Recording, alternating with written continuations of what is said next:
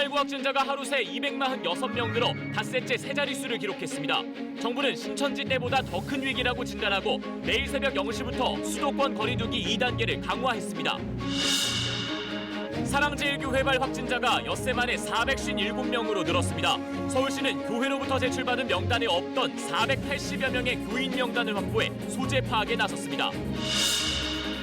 광복절 집회에 참석했다 체포된 사람 가운데 한 명이 코로나19 확진 판정을 받으면서 집회를 관리했던 경찰에 비상이 걸렸습니다. 경북 포항에 이어 경기 파주에서도 확진 판정을 받은 사랑제일교회 신도가 병원을 무단 이탈했습니다.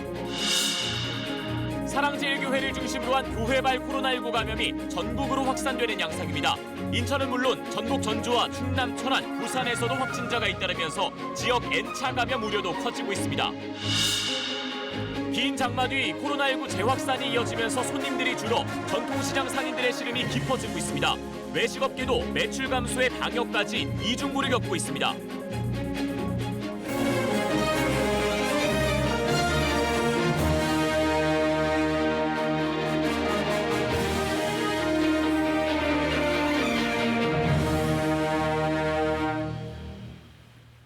안녕하십니까.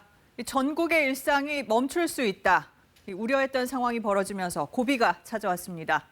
이럴 때일수록 차분하게 그동안 우리가 잘 지켜온 기본을 기억해야겠습니다. 코로나19 KBS 통합뉴스룸 9시 뉴스 먼저 하루 동안 상황 점검합니다. 확진자는 246명 늘었습니다. 국내 발생이 235명으로 지난 14일 100명을 넘은 뒤에 가파른 확산세를 이어가고 있습니다. 서울이 131명으로 가장 많고요. 경기 52명, 인천 18명 이렇게 수도권에 집중됐는데요. 사랑제일교회를 중심으로 교회 관련 확진자가 수도권에서 늘고 있는데 문제는 이게 전국으로 번지고 있다는 겁니다. 부산 7명, 대구와 전북 각각 6명, 충남과 광주, 또 경북에서도 확진자가 나왔고요. 청정 지역이었던 전남 진도에서도 감염이 확인됐는데 수도권에서 시작된 전파가 진도대교를 건너 시골 마을까지 퍼진 겁니다. 경기도 가평의 군부대에서도 사랑제일교회와 관련 있는 걸로 보이는 확진자가 나오면서 국방부는 모든 군장병의 휴가를 2주 동안 중단했고요. 신촌 세브란스 안과병원에서는 사랑제일교회에 갔던 간호사가 양성 판정을 받아 일부 시설이 폐쇄됐습니다. 지금의 확산세가 신천지 때보다 더 큰 위기라고 판단한 정부는 오늘 자정부터 수도권의 2단계 거리두기를 권고해서 강제로 강화했습니다. 대규모 실내외 모임이 금지되고 고위험 시설 영업은 중단해야 합니다. 첫 소식 정창화 기자입니다. 정세균 총리는 먼저 지난 15일 광복절 집회 참석자들에게 모두 코로나 검사를 받을 것을 거듭 촉구했습니다. 현 단계를 통제하지 못한다면 전국적인 대유행으로 급속히 확산될 수 있는 중대한 기로에 놓여 있습니다. 사회적 거리두기 2단계는 기존 서울과 경기 지역 외에 인천까지 확대 적용하기로 했습니다. 클럽, 노래 연습장, 뷔페, PC방 등 12종의 고위험 시설은 물론 도서관과 박물관 등 실내 국공립시설의 운영도 중단됩니다. 실내 50인, 실외 100인 이상 대면 모임도 원칙적으로 불가합니다. 수도권 소재 교회에 대해선 비대면 예배만 허용하고 그 외의 모임과 활동은 금지됩니다. 내일 0시부터 바로 적용됩니다. 이번 강화된 사회적 거리두기 조치는 나의 일상을 지키고 사랑하는 가족을 지킬 수 있는 마지막 선택이라는 점을 꼭 기억해 주시기 바랍니다. 정 총리는 위기의식을 갖고 출퇴근 등 필수적인 외출 외에는 가급적 집에 머물러 달라면서 협조를 호소했습니다. 방역 통제력을 회복하지 못한다면 거리두기 3단계 상향도 불가피하다며 엄격한 법 집행도 예고했습니다. 검찰, 경찰, 지자체 등은 법 위반 사항에 대해 엄정하고 신속하게 조치해 주시기 바랍니다. 정부는 앞으로 방역 방해 행위는 국민안전보호와 법치 확립 차원에서 엄단하겠다고 밝혔습니다. KBS 뉴스 정창화입니다. 네, 앞서 보신 것처럼 당장 3시간 뒤부터 수도권은 강제성 있는 거리두기에 들어갑니다. 왜 진작 강화 조치 안 했냐 이런 지적도 나옵니다. 개신교계도 오늘 교회 감염에 대해 사과하고 정부 정책에 협조하겠다고 밝혔습니다. 김민혁 기자가 보도합니다. 사회적 거리두기가 1, 2, 3단계로 세분화된 건 지난 6월 말. 조용한 전파를 우려한 전문가들이 그동안 거리두기 격상을 건의했지만 정부는 최근까지 가장 낮은 1단계를 고수해왔습니다.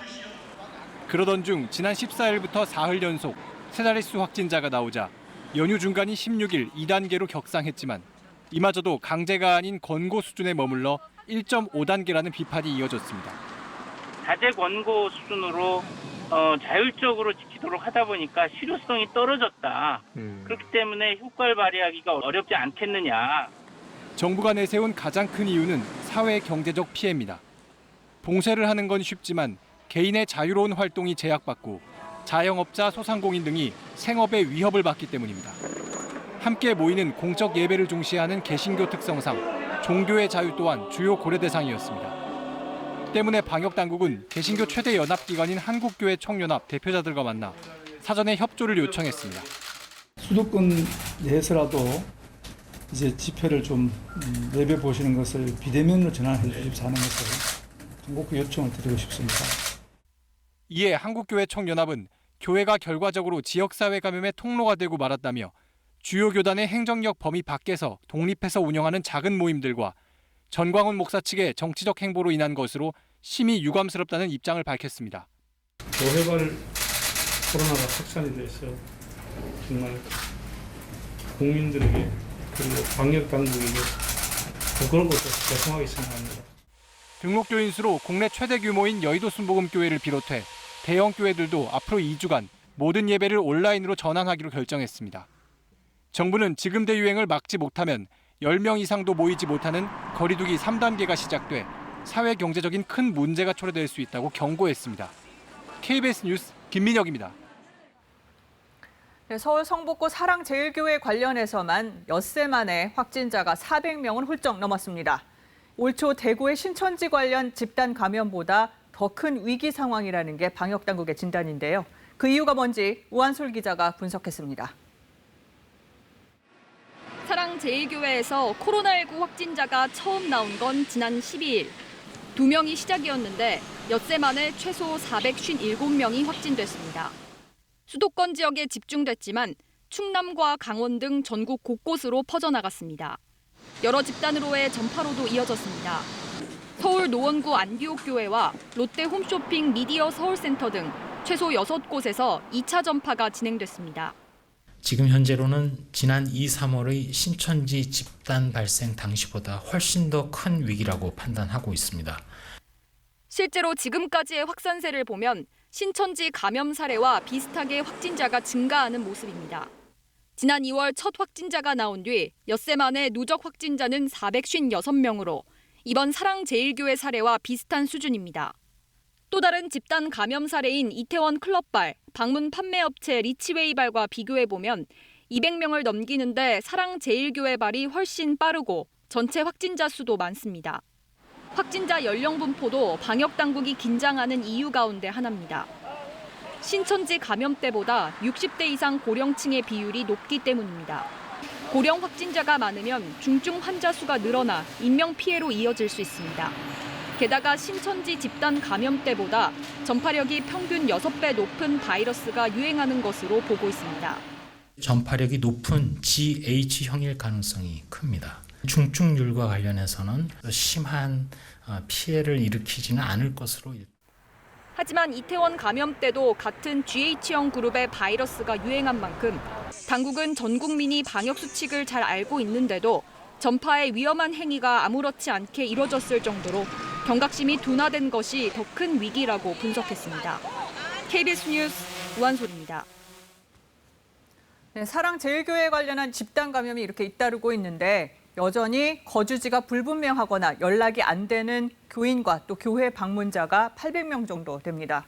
성북구 보건소에 나가 있는 취재기자 연결해서 자세한 소식 알아보겠습니다. 양미철 기자, 지금 9시 한 10분 정도 돼가는데 보건소가 문 닫을 시간이죠. 진단검사는 다 끝났습니까?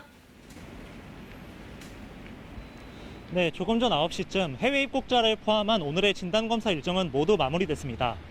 내국인 대상 진단검사는 오늘 오후 5시 반을 기준으로 모두 260건이 이뤄졌는데요.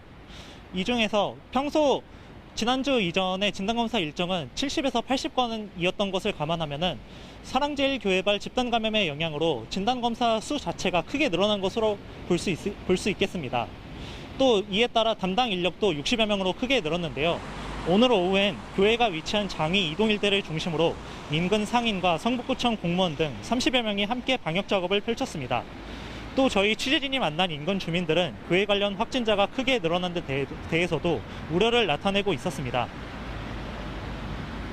그분들이 다 타 지역으로 이렇게 확산이 돼서 그 지역 감염이 더 심화가 되지 않을까. 그게 더 무섭고요. 사실 동네 같으면 좀 밀폐해서 주민들끼리 단합해서 검사받고 치료받고 좀 주의해서 확산시키지 않는 방향으로 할 텐데. 네, 못 찾은 교인들이 많다니까 주민들이 더 걱정하시는 것 같은데 그럼 검사 받아야 하는 교인들 얼마나 많이 남아 있는 건가요? 네, 방역당국이 현재까지 확보한 교인과 방문자 등의 명단 총 4천여 명 가운데 3,200여 명에 대해서는 격리 조치가 완료됐고요. 2,500명에 대해서는 진단검사가 완료돼서 그중 최소 457명이 확진 판정을 받은 상태입니다. 그러나 아직도 연락처나 거주지가 확인되지 않는 사람만 590여 명, 아예 연락이 닿지 않는 사람은 200여 명 등 모두 800여 명에 대해 검사와 격리 등의 조치가 제대로 이루어지지 않고 있습니다. 이에 서울시는 사랑제일교회에 대해 직접 행정조사를 벌여 최초 제출받은 명단에 없었던 교인 484명의 명단을 확보한 상태입니다. 네, 더 확산되는 걸 막으려면 검사부터 신속하게 해야 하는 거 아닙니까? 네, 맞습니다. 방역당국은 사랑제일교회 방문자 그리고 8.15 광복절 집회 참가자에 대해 반드시 진단검사를 받아달라고 강력히 요청했는데요. 이는 사랑제일교회와 관련해 서울 노원구에 위치한 안디옥 교회를 비롯 서대문구 농협카드 콜센터 등 콜센터 3곳, 성북구 새마음 요양병원 등 요양시설 2곳에서 확진자가 나오는 등 현재 다양한 장소로 2차 전파가 확산되고 있는 양상이기 때문입니다. 방역당국은 통신사 기지국에 새로 명단을 확보한 484명에 대한 통신 자료를 요청하는 한편 경찰청과의 협조를 통해 거주지가 불명확하거나 연락이 되지 않는 800여 명에 대한 소재 확인에도 나선 상태입니다. 지금까지 성북구 보건소에서 KBS 뉴스 양민철입니다. 네, 앞서 보셨지만 감염을 차단하려면 사랑제일교회 교인과 접촉자를 빨리 검사하고 격리해야 하는데 교회 측이 제출한 명단에 허술한 점이 한둘이 아닙니다. 지금은 쓰지 않는 016, 017 번호가 적혀 있거나 교회에 가본 적도 없는 사람이 명단에 포함된 경우도 적지 않다고 합니다.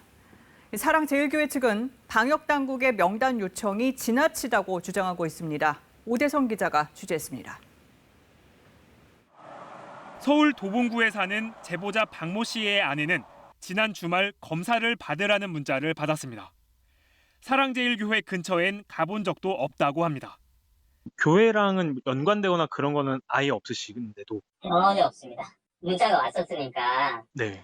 연애 사용하던 분이 그 교회를 다녔나 보다만 생각을 했었어요. 불교 신자도 사랑제일교회가 제출한 명단에 포함돼 있습니다. 어떤 아주머니께서는 자기는 불교 집안인데 그런 식으로 문자가 와서 검사 받으러 왔다는 분도 계시고. 검사 안내 문자에 번호가 적힌 성북구 상황실엔 약 1000통의 항의 전화가 빗발쳤습니다. 사실을 얘기하시는 걸 수도 있는데 실제로 교인이시고 방문하신 분들이 검사를 안 받으시려고 그렇게 얘기하시는 경우도 있으세요. 교회 측이 제출한 명단엔 011, 016, 017 같은 지금은 쓰지 않는 옛날 번호도 있었습니다. 명단이 정확하지 않아 빠른 검사와 자가격리 조처가 쉽지 않을 뿐 아니라 행정력도 낭비되고 있다는 지적입니다. 검사 안내 당사자들한테 전화를 하게 되면 왜 나와 관련돼 없는 꼭 그렇게 해야만 되느냐 이런 내용들이 더러 많이 있지요. 그래서 사람 생명과 안전보다 더 귀중한 것이 없지 않느냐. 이에 대해 사랑제일교회 측은 명단을 간추려줬는데도 당국이 명단을 과잉 요청하고 있다며 교회와 집회 참여자를 표적 삼아 무차별적으로 검사를 강요하고 있다고 반발했습니다. 어제 확진 판정을 받은 이 교회 전광훈 목사는 구급차에 타는 중에도 마스크를 쓰지 않고 웃으면서 전화통화를 하는 모습이 포착됐습니다. 이송 담당 직원은 휴일인데도 무거운 방호복을 착용하고 급하게 출동한 상태였습니다. 네, 뭐 그냥 본분이라 생각하고 열심히 하고 있습니다. 반성하는 모습이나 그런 게 있었으면은 좋았을 거라 생각을 했는데 그냥 안타깝다라는 생각이 제일 많이 들었습니다. 전국 확산과 교인들의 잇따른 도주 사건 등에 대한 입장을 묻는 질문에 교회 측은 답을 하지 않았습니다. KBS 뉴스 오대성입니다. 네, 광복절 광화문 집회에 참석했다가 경찰에 체포된 사람 중에 자가격리 대상자도 3명 있었던 걸로 확인됐습니다. 이 가운데 1명은 코로나19 확진 판정까지 받았습니다. 이 집회 당일 수천 명을 동원했던 경찰도 비상이 걸렸습니다. 전현우 기자가 보도합니다. 인도를 넘어 도로까지 가득 메운 시위대. 경찰과 몸싸움도 벌입니다. 거리 두기는커녕 아예 서로 몸을 밀착한 상황. 마스크를 쓰지 않은 시위대도 쉽게 눈에 띄고 경찰도 마스크를 내리고 시위대와 대화하기도 합니다.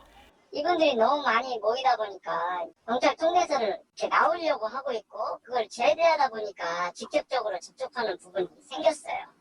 이날 경찰을 폭행하거나 해산 명령에 불응해 현장에서 체포된 사람은 30명. 그런데 이 가운데 3명은 코로나19 자가격리 대상이었던 것으로 확인됐습니다. 이들 가운데는 오늘 오전 확진자도 나왔습니다. 코로나19 확진 판정을 받은 집회 참가자와 조사를 받던 곳인데요. 경찰 감염 우려가 커지면서 조사를 받던 사무실뿐만 아니라 건물 전체에 대한 방역이 진행되고 있습니다. 연행한 경찰관부터 이들이 조사받은 수서경찰서, 확진자가 머무른 강남경찰서 유치장에 함께 있었던 유치인까지 밀접 접촉자만 36명에 이릅니다. 더 큰 문제는 광복절 집회 대응을 위해 전국에서 동원한 경찰 인력이 7,000명 가까이 된다는 겁니다. 이 가운데는 아직 확진자가 나오지는 않았지만 일부 기동대원 등이 발열 증상 등을 보여 검사를 받았습니다. 경찰은 중앙방역대책본부와 협의해 이들 모두 코로나19 검사를 받게 할 방침입니다. 하지만 워낙 숫자가 많아 검사에 얼마나 시간이 걸릴지 알 수 없습니다. 게다가 집회와 무관하게 최근 서울경찰 6명이 확진 판정을 받으면서 코로나19 확산 우려에 경찰의 고민도 깊어지고 있습니다. KBS 뉴스 전현우입니다. 코로나19 확진 판정을 받은 사랑제일교회 교인이 어제 경북 포항에서 무단 이탈했는데요. 오늘은 경기도 파주입니다. 50대 확진자가 병원에서 서울로 달아나 경찰이 찾고 있습니다. 황진우 기자입니다. 한 남성이 바쁜 걸음으로 움직이고 있습니다. 상의는 소매가 없는 옷, 하의는 환자복을 입고 있습니다. 오늘 새벽 경리병동에서 무단 이탈한 확진자가 도주하고 있는 모습입니다. 도주한 확진자는 지난 15일 경기도 의료원 파주병원에 입원한 50대 남성 확진자입니다. 지난 9일 사랑제일교회 예배 참석 후 발열과 오한 증상이 나타나 14일 검사에서 양성 판정을 받은 교인이었습니다. 파주병원은 오늘 오전 배식 시간에 이 남성이 사라진 걸 알고 경찰에 신고했습니다. 파주병원 로비에는 야간 경비 담당 직원이 있었지만 이 남성이 달아날 당시에는 병원 내 순찰을 하고 있었습니다. 서울로 달아난 이 남성은 사랑제일교회와 가까운 종로구 일대 커피숍에서 휴대전화를 사용한 사실이 확인됐습니다. 경찰은 이 남성을 붙잡는 대로 다시 파주병원으로 이송할 계획입니다.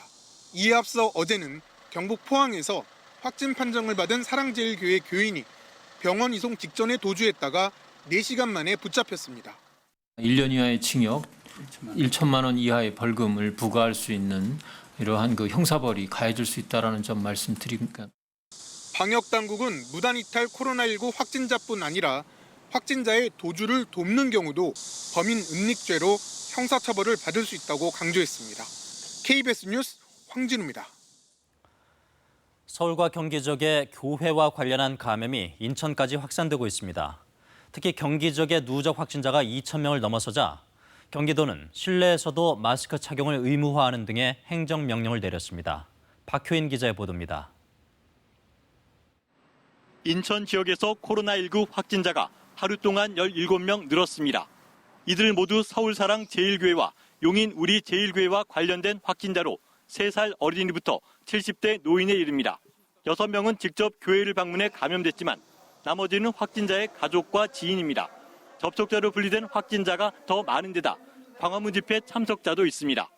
빨리 격리시키고 그리고 그분들이 접촉했던 분들을 찾아서 2차, 3차 전파를 차단하는 것. 이게 지금 우리 코로나 방역의 핵심입니다. 경기도에서도 교회 관련 확진자가 급증하면서 누적 확진자는 2,000명을 넘었습니다. 17일 하루 동안 53명이 양성으로 확인됐는데 절반 이상인 28명이 서울사랑제일교회 관련 확진자입니다. 이에 따라 경기도는 집합 제한 명령에 이어 실내 마스크 착용을 의무화하는 행정명령을 내렸습니다. 개인적 사생활 그리고 음식물 섭취와 같은 불가피한 경우를 제외한 모든 경우에 마스크를 반드시 착용해야 합니다. 거주자는 물론 방문자도 포함됐습니다. 또 사랑제일교회 관련 행사나 이번 달 광화문 집회 참석자는 반드시 진단검사를 받도록 했습니다. 경기 지역 경찰청 교육청과도 공동 대응하기로 했습니다. 교회발 확진자가 경기 인천 전역으로 확산되면서 급속한 지역 확산 우려가 현실이 되고 있습니다. KBS 뉴스 박효인입니다. 이처럼 집단 감염이 잇따르자 경기도 내 유치원과 초중고 200여 곳이 등교를 중단하고 휴교에 들어갔습니다. 교육당국은 학원에 대해서도 휴원을 강하게 권고했습니다. 김기흥 기자의 보도입니다. 경기도에서 코로나19에 확진된 전체 학생과 교직원은 모두 102명.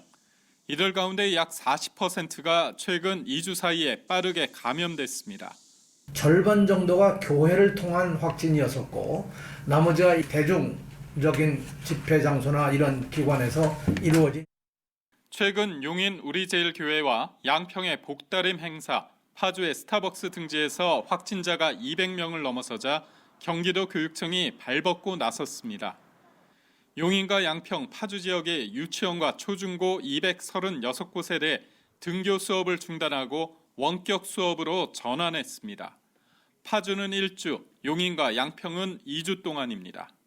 도교육청은 다음 달 11일까지 관내 유치원과 초등학교, 중학교는 밀집도 3분의 1, 특수학교와 고등학교는 밀집도 3분의 2를 유지하는 강화된 조치를 시행합니다. 또 3만 3천여 개에 이르는 학원과 교습소에 대해서도 방역 관리를 강화하기로 했습니다. 특히 확진자가 급증하는 용인과 양평, 파주 지역은 휴원을 강력하게 권고했습니다. 하지만 행정적인 권고에 불과해 현장에선 제대로 지켜지지 않는 등 혼선을 빚고 있습니다. 동영상으로 하는 방도 있고 대면으로 하는 방도 있고 다 달라요. 선생님 제가 부산은 무조건 나와요. 하지만 초등학교의 휴교와 유치원 휴원이 확대되면서 맞벌이 부부들의 육아 부담이 커지고 있어 가족 돌봄 휴가 확대 등 후속 대책 마련이 시급합니다. KBS 뉴스 김기흥입니다. 방역당국은 이번 주가 고비라며 확산을 막지 못하면 더 큰 위기가 올 수 있다고 우려하고 있는데요. 중앙재난안전대책본부로 가봅니다. 이승훈 기자, 당국이 오늘은 평소와 달리 브리핑을 3번이나 했습니다. 그만큼 비상한 상황이란 뜻이겠죠? 네, 여느 때보다 더 그런 것 같습니다. 오늘만 해도 브리핑을 3차례나 열고 지금이 위기 상황이라는 것을 계속 강조했습니다. 정부는 이번 주가 수도권에서의 집단 감염이 전국적인 대유행으로 확산될지 여부를 결정짓는 중요한 분수령이 될 걸로 보고 있습니다. 따라서 신속하고 과감한 조치가 없으면 대규모 유행으로 번질 수 있는 엄중한 상황에 직면했다며 특히 강화된 거리두기를 통해 이번 주 내에 감염 확산을 효과적으로 통제하지 못할 경우엔 전국의 일상이 멈출 수도 있다고 우려했습니다. 방역당국은 현재 코로나19는 누구라도 감염될 수 있다며 앞으로 2주 동안 출퇴근이나 생필품 구입 같은 필수적인 외출 외에는 집에 머물러 달라고 요청했습니다. 환자가 이렇게 급격히 늘면 다 감당할 만큼 병상이 남아있는지 이 부분이 걱정되는데 어떻습니까? 네, 환자가 빠르게 늘면서 서울시의 병상 가동률이 75%까지 높아졌습니다. 어제 62% 정도였으니까 하루 만에 10%포인트 이상 높아진 겁니다. 이에 따라 서울시는 우선 경기, 인천과 함께 공동으로 병상을 활용한다는 계획입니다. 또 경증 환자를 돌볼 생활치료센터를 내일 태릉선수촌에 추가로 설치해 운영할 계획입니다. 이 밖에 2,000명이 치료받을 수 있는 생활치료센터 5곳도 준비되어 있습니다. 아울러 수도권의 일반 병상에 장비를 더해 중환자 병상으로 전환시키고 감염병 전담 병원도 다시 지정해 병상을 확충할 계획입니다. 사랑제일교회발 감염은 군부대까지 이어진 것으로 조사되는데 군은 어떻게 대응하고 있나요? 네, 군도 사회적 거리두기 2단계 대응을 전국의 모든 부대로 확대하기로 했습니다. 이에 따라 장병들의 휴가와 외출은 잠정적으로 2주 동안 중단이 됩니다. 또 종교 활동은 영내 시설에 한해서만 장병들에게 허용이 될 예정입니다. 영외 시설의 예배는 온라인으로 전환하기로 했습니다. 지금까지 중앙재난안전대책본부에서 KBS 뉴스 이승훈입니다. 고의로 방역에 협조하지 않으면 처벌 대상이 될 수 있다. 방역당국은 무관용 원칙을 다시 한번 강조했습니다. 개정된 감염병 예방법에 따르면 자가격리를 어기면 1년 이하 징역 또는 1,000만 원 이하의 벌금을 내야 합니다. 실제로 2번에 걸쳐 자가격리를 위반한 20대에게 징역 4개월의 실형이 선고됐습니다. 또 역학조사를 받을 때 거짓 진술하면 2년 이하의 징역이나 2,000만 원 이하의 벌금형을 받습니다. 직업과 동선을 숨겼던 인천의 학원 강사가 여기에 해당하는데 지난 4일에 구속 기소됐습니다. 의심 환자가 진단검사를 거부하면 300만 원 이하의 벌금을 내야 하고 단체나 시설이 방역수칙을 어겨서 확진자가 나오면 방역비와 치료비 등을 비용을 물어야 합니다. 서울시가 이만희 신천지 총회장을 고발한 사례처럼 적극적으로 방역을 방해할 경우에는 미필적 고의에 의한 상해죄 등으로 고발될 가능성도 있습니다. 네, 앞서 전해드렸듯이 서울의 사랑제일교회 관련한 감염이 전국에서 확인되고 있습니다. 지금부터는 지역 상황 알아보겠습니다. 이 수도권과 인접한 충남 천안과 계룡에서도 확진자가 나왔는데 일부는 이 사랑제일교회에 갔다 와서 열흘 가까이 지역사회를 돌아다닌 걸로 알려졌습니다. 천안시청 취재기자 연결합니다. 최선중 기자, 이 사랑제일교회 관련해서 추가 확진자 몇 명입니까? 네, 이곳 천안에서만 5명이 추가 확진됐습니다. 4명이 교회 신도고 나머지 1명은 확진된 신도의 가족과 접촉한 사람입니다. 연령대별로는 50대가 3명, 60대 1명, 70대 1명입니다. 또 사랑제일교회와 관련해서 지난 15일에 확진된 서산 50대 여성이 다녀간 계룡의 한 기도원에서 30대 남성이 오늘 확진됐는데 N차 감염으로 파악됐습니다. 이로써 15일을 시작으로 사랑제일교회 관련 대전과 충남 지역 확진자는 모두 14명으로 늘었습니다. 방역당국은 지난 7일에 서울 사랑제일교회를 방문한 뒤 열흘 가까이 천안 지역에서 활동했던 50대 2명의 세부 동선을 파악 중입니다. 현재까지 대전과 충남에서 사랑제일교회 신도 명단에 등록된 지역 신도는 모두 86명인데 이 가운데 60여 명에 대한 검사가 완료됐거나 진행 중에 있습니다. 네, 그런데 일부 신도들은 검사를 거부한다면서요? 네, 천안시 보건소가 어제와 오늘 신도들에게 전화를 해서 검사 받을 것을 요청했는데 9명가량이 검사를 거부했습니다. 방역당국의 검사 결과를 신뢰할 수 없다는 게 거부 이유였습니다. 이에 따라 충청남도는 신도 모두에게 의무적으로 진단검사를 받도록 행정명령을 내렸습니다. 이 명령을 이행하지 않으면 200만 원 이하의 벌금을 부과하고 확진자가 발생할 경우에는 구상권도 청구할 방침입니다. 이런 가운데 대전에서는 사랑제일교회를 방문했다 지난 16일에 확진된 60대 여성이 이 신도 명단에는 없었던 것으로 확인돼 방역당국이 검사 대상을 넓히는 방안을 검토하고 있습니다. 특히 충남 부여에 거주하는 40대 여성 1명은 15일 광화문 집회에 참석한 뒤 확진돼 방역당국이 접촉자를 찾고 있습니다. 지금까지 천안시청에서 KBS 뉴스 최선중입니다. 네, 이번엔 전라북도로 가보겠습니다. 서울 사랑제일교회 다녀온 확진자 계속 나오고 있습니다. 취재기자 연결해보죠. 오정현 기자, 어제에 이어서 이 교회에서 나온 확진자 또 있죠? 네, 그렇습니다. 철야 예배와 집회에 참석했던 2명이 양성으로 판정된 지 하루 새 또다시 신도 2명이 전라북도에서 확진 판정을 받았습니다. 전국 49번째 또 50번째 확진 판정을 받은 이들은 모녀 관계입니다. 서울 사랑제일교회에 숙식하다가 교회 폐쇄 명령이 떨어지자 전북으로 군산으로 이동을 했고 보건당국에 자진 신고를 한 뒤 어젯밤 확진 판정을 받았습니다. 전라북도에선 그제부터 사흘 동안 모두 9명이 확진 판정을 받았고 이 중 4명이 서울 사랑제일교회 신도입니다. 네. 근데 이 두 모녀가 확진자와 접촉한 사실을 통보받고도 바로 검사를 안 받았다는데 무슨 얘기입니까? 네, 그렇습니다. 오늘 오전 전라북도가 관련 내용을 발표했습니다. 정리하면 이 모녀는 지난달 말부터 지난주 수요일까지 서울 사랑제일교회에 있었고 이 기간 함께 숙식했던 경기 성남 지역 확진자의 접촉자로 확인돼 보건당국으로부터 통보를 받았지만 바로 검사를 받지 않았습니다. 그리고 그제 일요일 서울에서 군산으로 고속버스를 타고 이동했는데 이 때문에 군산시는 이들 모녀의 감염병 관리법 위반 여부를 따져보고 있습니다. 전라북도는 서울 사랑제일교회를 방문했거나 광화문 집회 등에 참석한 사람들을 대상으로 코로나19 검사를 의무화하는 행정명령을 내렸습니다. 내일까지 선별진료소에서 검사를 받아야 하는데 이를 이행하지 않으면 고발 조치와 함께 벌금이 부과될 수 있습니다. 지금까지 전라북도 재난상황실에서 KBS 뉴스 오정현입니다. 네, 부산에서도 광복절 연휴를 전후해 코로나19 확진이 잇따르고 있습니다. 오늘도 7명이 늘어나서 방역당국이 긴장하고 있는데요. 취재기자 연결해 보겠습니다. 최희지 기자, 부산에서도 이 사랑제일교회 관련 확진자가 나왔습니까? 네, 부산시 보건당국은 오늘 7명이 코로나19에 추가 확진됐다고 밝혔습니다. 모두 지역사회 감염인데요. 특히 부산에서도 처음 서울 사랑제일교회 관련 확진자가 1명 나왔습니다.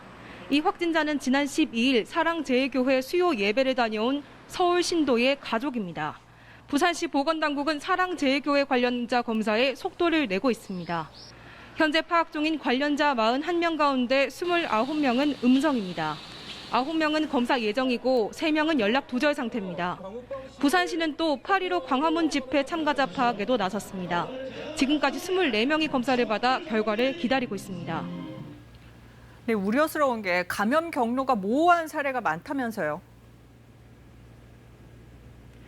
네, 보건당국이 둑이 터진 듯하다고 걱정할 정도입니다. 감염 경로가 뚜렷하지 않은 이른바 깜깜이 전파가 일어나고 있기 때문입니다. 부산기계공고에서는 확진뿐 아니라 가족, 지인까지 확진자가 17명으로 늘었고 고령층이 주로 다니는 평생학습시설 연관 확진자도 11명입니다. 부산시 보건당국은 일단 러시아 선원 집단 감염이 발생한 감천항이 있는 부산 4구 확진자들이 잇따르는 만큼 연관성을 들여다보고 있습니다. 문제는 감염 경로 자체가 밝혀지지 않은 확진자가 8명 있다는 겁니다. 식사나 소모임, 체육활동 과정에서 감염됐을 것으로 추정할 뿐 동선 파악에 애를 먹고 있습니다. 부산시는 지역 감염 확산에 대비해 병상수 확보와 생활치료센터 개소도 준비하고 있다고 설명했습니다. 지금까지 부산에서 KBS 뉴스 최휘지입니다. 광복절 광화문 집회와 전광훈 목사에 대해 민주당이 통합당에도 책임이 있다고 주장했습니다. 통합당은 당과는 무관하다고 반박했는데 집회 자체는 바람직하지 않다면서도 집회 내용은 귀담아 들어야 한다는 모호한 입장을 유지하고 있습니다. 신지혜 기자입니다. 민주당은 통합당이 광복절 집회를 방조했다며 사과해야 한다고 주장했습니다. 집회 금지에도 전현직 의원들이 참석했고 당원들에게는 어떤 지침도 내리지 않았다는 겁니다. 무책임한 광화문 집회 같은 것들을 계속 방치하고 참여할 것인지에 대한 입장을 명확히 밝힐 것을 강력히 촉구합니다. 전광훈 목사에 대해서도 입장을 분명히 밝히라고 요구했습니다. 전광훈 목사에 대한 입장을 분명히 밝히고 전광훈 목사를 비호한 당내 인사에 대해 엄중한 책임을 물어야 합니다. 통합당은 반박했습니다. 우선 전 목사에 대해 선을 그었습니다. 우리 국민들이 민주당의 처사에 대해서 굉장히 유치한 사람들이구나 이렇게 생각합니다. 즉, 할 일이 없어서. 집회 자체도 당과 무관하다고 밝혔습니다. 우리가 주최한 것도 아니고 참석을 독려한 것도 아니고 마이크를 잡지도 않은 건데 우리하고 자꾸 엮으려고 하겠습니다. 그러나 집회 내용에 대해선 이렇게 밝혔습니다. 방역 측면에선 집회는 바람직하지 않았다. 다만 감염 위험이 있는데도 집회에 나간 사람들의 비판을 정부와 여당이 받아들여야 한다. 태극기 부대로 불리는 극우 지지층과 거리를 둘 수 없는 속내가 엿보입니다. 복수의 관계자는 집회 참여를 전광훈 목사 지지로 몰자는 게 민주당 전략으로 보인다며 고정 지지층을 계속 유지하는 것도 중요하다고 말했습니다. 전광훈 목사와 손잡았던 이 장면, 통합당으로서는 패착의 기억으로 남아 있습니다. 중도 확장을 추구하는 상황에서 태극기 부대와 관계 설정이 지도부의 고민으로 다시 떠오를 거로 보입니다. KBS 뉴스 신지혜입니다. 경기도 파주의 스타벅스 매장 한 곳에서만 50명의 확진자가 나오면서 외식업계도 비상이 걸렸습니다. 좌석 수를 줄이는 등 강화된 지침을 시행하고 있지만 업종 특성상 방역에 어려움을 겪고 있습니다. 김소영 기자가 취재했습니다. 서울 도심의 이 스타벅스 매장은 좌석 배치를 아예 바꿨습니다. 개별 좌석 간격을 1.5m 이상으로 벌리고 최대 8명이 앉았던 중앙 좌석은 의자를 반으로 줄여서 엇갈려 앉게 했습니다. 서울과 경기, 부산 지역 950여 개 지점 좌석이 이렇게 30% 이상 축소 운영됩니다. 3월 1차 유행기 수준으로 매장 내 거리 두기를 강화한 겁니다. 매장에서 음료를 취식하시거나 음식을 드실 때를 제외하고는 저희가 항상 마스크 착용을 권고하고 있습니다. 매출 회복을 기대하고 있던 음식점들도 방역에 비상이 걸렸습니다. 수도권을 중심으로 코로나19 확진자가 크게 늘면서 주말 새 분위기가 바뀌었기 때문입니다. 식당 가서 먹을 때도 있었는데 요즘 주말에 좀 많이 터지고 나니까 불안해서 좀. 아무래도 각자 좀 거리가 있는 곳을 좀 선호하게 되고요. 사람이 없는 곳을 좀 찾고 있는데 아무래도 서울이다 보니까 찾기가 좀 쉽지가 않네요. 포장 손님이 적은 음식점들은 자리 간격을 평소보다 띄우는 방식으로 손님을 모으고 있습니다. 2층도 있고 그래요. 새우까지 2층에 문이 다 떨어져 있어요. 하지만 규모가 작은 영세 음식점일수록 자리 띄우기가 매출 타격으로 이어질 수 있어 부담이 큽니다. 이 때문에 외식업체의 경우 예약제나 포장 판매, 배달 강화 등으로 당분간 업소 운영 방향을 바꿔야 한다는 지적이 나옵니다. 소비자들은 먹거나 마시는 시간을 빼곤 반드시 마스크를 쓰고 매장에 머무는 시간을 최소화해야 합니다. KBS 뉴스 김소영입니다.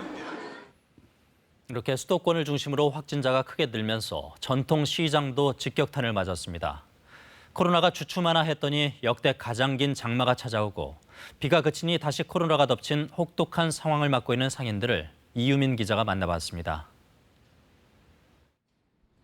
2주 전 코로나19 확진자가 발생한 서울 남대문 시장입니다. 확진자가 나온 상가는 이렇게 임시 폐쇄돼 있고 다른 상가들은 정상적으로 영업 중인데요. 한번 분위기가 어떤지 직접 둘러보겠습니다. 30년 넘게 남대문 일대 직장인들의 점심을 책임져 왔던 갈치 골목. 여기 원래 줄 서 있는데 코로나 때문에. 점심시간 무렵인데도 손님을 거의 찾아볼 수 없습니다. 빨리 회복을 해야 될 텐데 이게 자꾸 확진자들은 나오고. 남대문 시장 상인들에게 올해는 IMF 이후로 가장 힘든 시기입니다. 올 초부터 발병한 코로나19에 역대급 긴 장마까지 겹치면서 지난해보다 매출이 70%가량 줄었다고 상인들은 말합니다. 장부는 텅 비었습니다. 요새는 이래요. 하루에 2개 정도. 뭐 안 쓴 거는 이제 못했다는 거고 그냥 힘들어요. 보다 못한 일부 건물주들이 임대료를 깎아줬지만 그마저도 부담입니다. 올 들어서만 서너 곳 중 한 곳은 장사를 접었습니다. 요 정도 사이즈면 임대료가 지금 한 80만 원. 임대료 낼 돈이 없어 나가야죠. 개시도 생각도 안 해요. 가뭄에 콩나듯 찾아오는 단골 손님이 그나마 상인들에겐 위안입니다. 코로나 때문에 위기 극복하라고 커피를 또 사오셨어. 수도권 중심으로 다시 퍼지는 코로나19 소식에 걱정은 더 커져만 갑니다. 제가 한 7, 8년 동안 장사를 하면서 생각도 못했던 거 이 코로나가 왔잖아요. 정상화가 되지 않았나 이렇게 생각을 했는데 갑자기 다시 또 이런 8월 달에 좋지 않은 소식으로 유례없는 재난에 또다시 위기를 맞은 600년 전통의 남대문 시장. 상인들은 오늘도 하염없이 손님을 기다립니다. 장사하는 사람이 이익이 있으면 문 닫겠습니까? 희망이 있어야 뭘 좀 견디겠는데 희망이 없다는 거죠. KBS 뉴스 이유민입니다. 다음 소식입니다. 한미 연합훈련이 오늘부터 시작됐습니다. 코로나19 상황 때문에 규모가 크게 축소됐는데 이 때문에 전시작전 통제권 전환과 관련한 검증 평가도 할 수 없게 됐습니다. 보도에 윤보미 기자입니다. 지난 일요일 시작할 예정이던 한미연합 지휘소훈련. 참가 인원 가운데 코로나19 확진자가 나오면서 이틀 연기돼 오늘 시작됐습니다. 28일까지 진행되는 이번 훈련은 야외 실기동 훈련이 아니라 컴퓨터 시뮬레이션 방식으로 진행됩니다. 위기 발생부터 북한과의 전면전까지 가정해 작전 계획에 따라 전쟁을 수행하는 모의 훈련을 하는 겁니다. 코로나19로 인해 전반기 훈련이 취소된 데 이어 후반기 훈련은 규모를 축소해 진행합니다. 증원 예정이던 미군 병력뿐 아니라 한국군 참여 인원도 줄었습니다. 이 때문에 야간 훈련은 하지 않고 주간 훈련 위주로 진행됩니다. 현 정부 임기 내 추진하려던 전시작전 통제권 전환 계획도 차질을 빚게 됐습니다. 전작권 전환이 되면 지금과는 달리 한국군 사성장군이 한미연합군을 지휘하게 됩니다. 한미 군 당국은 이번 훈련에서 이 같은 지휘 구조를 적용해 작전을 제대로 수행할 수 있는지 평가하려 했는데 훈련 규모 축소로 못하게 된 겁니다. 한미연합훈련이 시작된 가운데 북한은 내일 노동당 중앙위원회 전원회의를 개최합니다. 전투력 강화에서 중대한 의의를 가지는 문제를 토의 결정할 것이라고 예고했습니다. 미국과 남한을 비난하면서 핵과 미사일 역량의 급속한 고도화 추진 방침을 재확인할 수 있다고 봅니다. 우리 군 당국은 이번 연합훈련의 내용에 대한 공식 언급을 최소화하는 가운데 적의 공격에 대비한 방어적 성격의 훈련임을 강조하고 있습니다. KBS 뉴스 윤보미입니다. 교착 상태에 빠진 남북 교류 협력을 되살리기 위해서 통일부가 관련법 개정을 추진하고 있습니다. 그런데 외교부가 이 개정안에 우려를 표명하고 나섰습니다. UN 대북 제재 위반 소지가 있다는 건데요. 어떤 내용인지 신선민 기자가 보도합니다. 남북교류협력법이 처음 만들어진 건 30년 전. 올해 초 통일부는 시대 상황이 변했다며 법 개정에 나섰습니다. 교류 활성화를 법적으로 뒷받침한다는 취지입니다. 그런데 지난달 외교부가 통일부에 우려를 전달했습니다. 경제, 사회, 문화 분야 남북 협력 사업을 할 수 있게 한 조항. 유엔이 금지한 북한과의 합작으로 간주될 수 있다고 지적했습니다. 통일부 장관 승인으로 북한에 사무소를 설치할 수 있게 한 조항. 우리 정부가 교류 사업자들의 기금을 지원할 수 있게 한 내용도 역시 유엔 제재에 저촉될 수 있다고 밝혔습니다. 그러면서 국제사회 대북 제재 상황 등을 법에 명문화할 필요가 있다고 제시했습니다. 부처 간 입장차가 드러난 상황, 입법 과정에서 논란이 불가피해 보입니다. 외교부가 지금 통일부가 추진하고 있는 남북교류협력법 개정안이 이 안보리 제재 결의에 저촉된다라고 지적했음에도 불구하고 통일부가 계속 가져가겠다는 것은 매우 우려스러운 대목입니다. 통일부는 그러나 기존 법에 이미 국제 제재를 고려해야 한다는 내용이 있고 국내 입법권은 우리 주권의 문제라며 이달 중에 입법 예고한다고 밝혔습니다. 유엔 대북 제재는 구체적 행위를 금지하는 것이라서 구체적인 행위가 아닌 추상적인 법률만으로 제재 위반이라고 말할 수는 없습니다. 따라서 개정 법률안을 가지고 제재 위반이라고 하는 것은 정확하지 않다고 생각합니다. 외교부는 앞서 통일부가 추진 중인 북한과의 작은 물물 교환에 대해서도 유엔 제재에 저촉되는지 여부를 따져봐야 한다고 지적한 바 있습니다. KBS 뉴스 신선민입니다. 지난달 서울의 다세대 연립주택 거래량이 12년 만에 최대를 기록했습니다. 아파트 매매가와 전셋값 상승세가 계속되면서 실수요와 함께 투자 수요까지 몰린 걸로 보입니다. 이지윤 기자입니다. 재개발이 다시 추진되고 있는 서울의 한 주택가입니다. 최근 들어 빌라 매매 문의가 크게 늘었다고 합니다. 재개발 기대 때문에 오시는 거예요. 아마 평상시보다 한 20% 정도는 더 됐을 거예요. 빌라 단지를 수배하게 되는 거예요, 사람들이요. 근처 연립주택 호가도 오르고 있습니다. 17평이 7억 5천에 내놓고 가셨으니까 방 2개, 화장실 1개인데 7억 5천이면 진짜 우리가 생각했을 때는 말없이 비싸죠. 월 수입이라면 한 5천 올랐을까요? 지난달 서울의 다세대 연립주택 매매 건수는 7천 건을 넘었습니다. 2008년 이후 가장 많습니다. 아파트에 대한 규제가 계속되면서 눈을 돌리는 실수요자들이 있는 데다 일부 풍선 효과도 영향을 미친 것으로 보입니다. 아파트와 달리 전세자금 대출 제한 규제가 적용되지 않아 전세를 끼고 집을 사는 갭 투자가 여전히 가능하고 등록임대 세제 혜택도 유지되기 때문입니다. 지난달 서울 연립주택의 매매 중간 가격은 전달보다 소폭 오른 2억 3천여만 원, 2012년 이후 가장 높은 수준입니다. 하지만 투자 목적의 매매는 신중해야 한다는 지적도 나옵니다. 내년부터는 다주택자에 대한 양도소득세 중과나 또는 종부세에 대한 과세 부담이 커져서 투기적인 가수요나 단기 시세차익 수요가 시장에서 버티기는 쉽지는 않다고 보여집니다. 서울시가 하반기 안으로 공공재개발 후보지를 선정하겠다고 밝힌 가운데 재개발 지역을 중심으로 다세대와 연립주택 거래는 당분간 늘 것으로 보입니다. KBS 뉴스 이지윤입니다.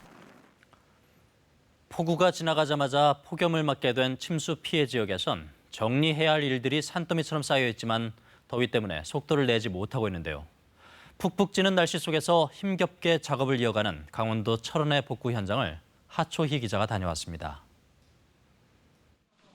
물이 빠지고 뜨거운 햇살이 찾아든 강원도 철원의 침수마을. 자원봉사자들이 젖은 가구를 꺼내 마당에 늘어놓습니다. 얼룩과 곰팡이도 열심히 닦아냅니다. 건물 외벽엔 페인트를 다시 칠합니다. 장마가 끝나자마자 밀려든 폭염에 마을 전체가 눅눅해졌습니다. 몸에선 땀이 비오듯 흐릅니다. 땀이 막 솟아오르는데요. 날씨가 좀 덜 더웠으면 수해 입으신 분들도 좀 복구하기 편할 텐데 날씨가 도와주질 않네요. 침수 탓에 습도가 워낙 높다 보니 떼약볕에도 집안은 좀처럼 마를 기미를 보이지 않습니다. 도배며 장판도 아직은 먼 일입니다.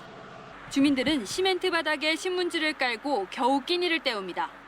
날은 더워지고 복구 작업은 이게 뭐 빨리빨리 되는 것도 아니니까 너무 지치고 사람이 또 힘들고 또 햇빛을 가리거나 쉴 데도 없고 그런 상황이죠. 전기가 들어오지 않아 선풍기도 돌리기 힘들어 집안은 마치 사우나 같습니다. 수해 피해를 입은 집입니다. 미처 진흙을 다 퍼내지 못했는데요. 날이 워낙 덥다 보니 악취까지 풍겨 올라옵니다. 임시대피소에 들어가 보려 해도 수용 인원이 한정돼 있어 여전히 갈 곳이 마땅치 않습니다. 어떻게 젖었으니까 비닐로 깔고 신문 깔고 아침이면 그 위까지 축축한 거야. 자고 일어나면 개우는 게 아니라 몸이 묵직해. 너무 서글퍼. 폭우가 휩쓸고 간 수해 마을에 이번엔 폭염이 찾아오면서 수재민들은 또다시 힘든 시간을 보내고 있습니다. KBS 뉴스 하초입니다. 섬진강 제방이 무너져 큰 침수 피해를 본 전북 남원에서도 복구에 구슬땀을 흘리고 있는데요. 가뜩이나 일손이 모자란데 코로나19 감염 우려로 자원봉사 손길까지 끊길지 몰라 주민들은 더욱 힘든 나날을 보내고 있습니다. 서윤덕 기자가 취재했습니다. 섬진강 제방 붕괴로 주변 8개 마을이 물에 잠겼던 전북 남원시 금지면. 자원봉사자들이 엉망이 된 비닐하우스 안을 치웁니다. 폭염 속에 조금만 움직여도 숨이 막히지만 코로나19 확진자가 마을을 다녀갔다는 소식에 마스크를 벗을 수도 없습니다. 확진자는 양성 판정을 받기 이틀 전인 지난 15일 이 마을에서 방역 봉사를 한 뒤 대피소로 이동해 점심을 먹었습니다. 남원시는 확진자와 접촉한 마을 주민은 없는 것으로 보고 있습니다. 당시 점심 배식을 맡았던 자원봉사자 등 10여 명을 검사해 이상 없는 것으로 확인했습니다. 그분이 조금 몸살기가 있어가지고 당일날 그 소독하고 식사만 하고 바로 가셨기 때문에 마을 주민하고 접촉은 거의 없었습니다. 대피소에 외부인의 출입을 막는 등 방역을 강화하고 전라북도를 제외한 다른 지역 자원봉사자들을 받지 않고 있습니다. 이런 상황이 계속되면 그렇지 않아도 일손이 모자란데 농경지 복구는 손을 놓을 수밖에 없어 피해 주민들은 속이 타들어갑니다. 코로나 때문에 못 오면요. 우리는 이제 농사가 질 수가 없어요. 지금 하우스가 짜그라져가지고 막 쓰레기야 뭐야 하우스가 다 뭉쳐갖고 있어요. 수해의 상처를 채 씻기도 전에 폭염에 코로나19까지 겹치면서 피해 주민들의 한숨이 늘고 있습니다. KBS 뉴스 서윤덕입니다. 해수욕장에는 여름철 불청객인 독성 해파리가 피서객의 안전을 위협하고 있습니다. 해파리 주의보가 남해안뿐 아니라 동해안까지 확대됐습니다. 정민규 기자입니다. 119 구조대원들이 피서객 사이에서 파도에 밀려온 해파리들을 뜰채로 떠냅니다. 지난 주말 하루 해운대 해수욕장에서만 5명이 해파리에 쏘였습니다. 어민과 함께 배를 타고 바다로 나가봤습니다. 1m가 훌쩍 넘는 해파리가 피서객이 있는 백사장 바로 앞 바다까지 떠다닙니다. 강독성을 지닌 노무라 입깃 해파리입니다. 워낙 크니까 떠서 올리기가 힘이 드니까 2인 1조 정도는 돼야 되는데 예전에는 좀 사이즈가 좀 작은 게 많았는데 요즘은 너무 커서. 어선이 해수욕장 근처 바다에서 1시간 정도 잡아들인 해파리입니다. 100kg가 넘는 양인데 쉽게 들 수조차 없습니다. 노무라 입깃 해파리 주의보는 지난 6월 남해안에 처음 내려진 뒤 지난달 말 부산 앞바다를 거쳐 현재 동해안까지 확대됐습니다.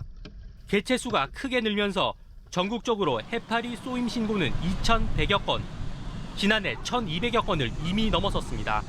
보이든 안 보이든 약간 따끔거리는 증상이 있으면 해파리일 확률이 높거든요. 그러면 물놀이를 멈추고 바로 물 밖으로 나오셔가지고 주변에 안전요원을 찾으셔서 특히 해파리에 쏘인 상처를 수돗물로 씻어내면 독성이 더 빨리 퍼질 수 있어 반드시 생리식염수나 바닷물을 이용해야 합니다.